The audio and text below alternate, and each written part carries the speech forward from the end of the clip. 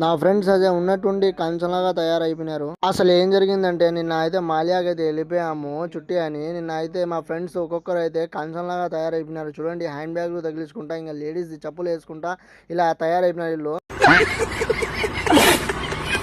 ఇప్పుడు జెంట్స్ కూడా లేడీస్ గా మారిపోయినారు.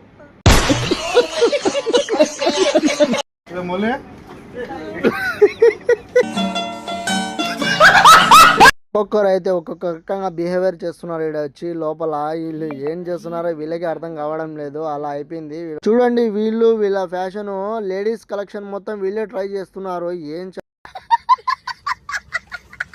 వీళ్ళు చేసే ఘనకార్యం ఇంత కాదు, ఎంత ఘనకార్యం చేశారంటే అసలు నవ్వుకోలేక చచ్చిపోయినాం మేమైతే. ఇంకా నవ్వి అయితే అలసిపోయాం మేమైతే. ఇంకా రెస్టారెంట్కి అయితే వెళ్ళిపోయాం. ఇంకా తినేద్దామని టైం కూడా చాలా అయిపోయింది. ఇక్కడ రెస్టారెంట్లో వస్తే ఫుల్ జనాలు, అసలు గ్యాపే లేదు.